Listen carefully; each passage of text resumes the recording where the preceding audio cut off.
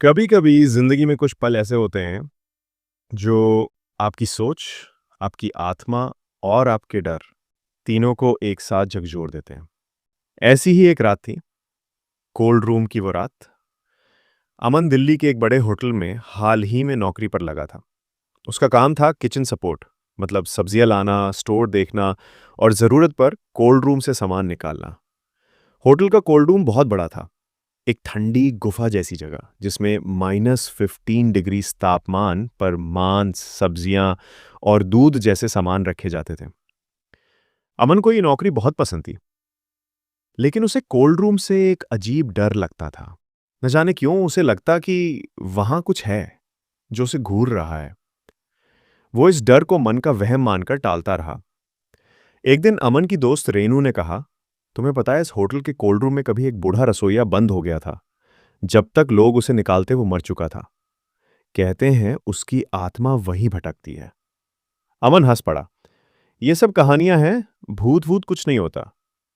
रेनू ने गंभीर होकर कहा, शायद, लेकिन कई लोगों ने वहां अजीब अजीब चीजें देखी हैं। दरवाजा अपने आप खुलना बंद होना, चीजों का गिर जाना और कभी कभी किसी के सांस लेने की आवाज। अमन थोड़ा डरा, लेकिन उसने खुद को मजबूत दिखाया। रात के 11 बजे थे। होटल में एक वीआईपी पार्टी चल रही थी। हेड शेफ चिल्लाया, अमन, जल्दी जाकर कोल्ड रूम से चिकन निकाल ला, हमें अभी चाहिए। अमन का चेहरा उतर गया। रात में कोल्ड रूम जाना उसे पसंद नहीं था, लेकिन ड्यूटी तो ड्यूटी होती है। उसने जैकेट पहनी, दस्ताने लगाए और कोल्ड रूम की चाबी लेके बेसमेंट में उतर गया। कोल्ड रूम का दरवाजा भारी था। उसने धीरे से खोला। ठंडी हवा का झोंका उसके चेहरे पे पड़ा। अंदर सफेद रोशनी थी और धुंध सी पसरी थी। वो भीतर गया, चिकन की ट्रे खोजने लगा। तभी उसे किसी के कदमों की आहट सुनाई दी। वो पलटा, कोई नहीं था। उसने सोचा शायद कोई और आया होगा, पर आवाज फिर आई, इस बार और करीब। फिर एक और आवाज, किसी के हंसने की, धीमी और डरावनी। अमन का दिल जोर जोर से धड़कने लगा। वो जल्दी जल्दी ट्रे उठा के बाहर निकलने को मुड़ा, लेकिन दरवाजा बंद था। उसने हैंडल घुमाया, कुछ नहीं हुआ। वो घबरा गया। कोई है? उसने चिल्लाया। कोई उत्तर नहीं।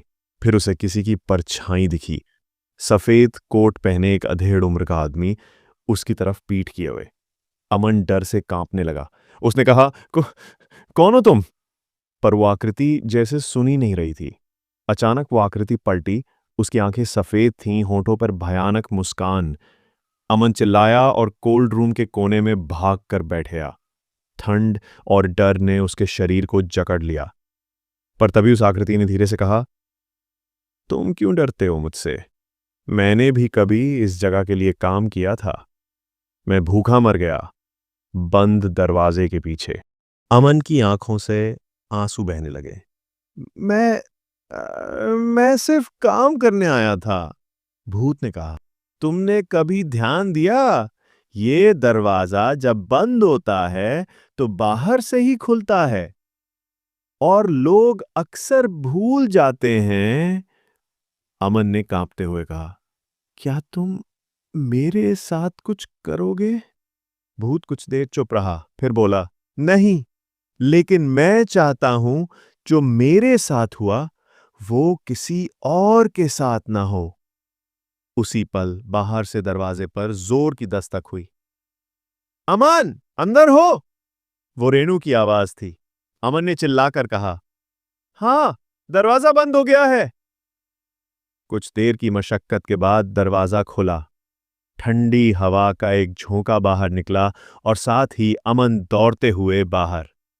रेनू ने उसे गले लगा लिया। तुम ठीक हो? अमन कांपते हुए बोला। हाँ, पर वहां वहां कोई था। रेनू चौंकी। क्या? अमन कुछ बोल नहीं पाया। अगली सुबह अमन ने हेड शेफ को पूरी बात बताई।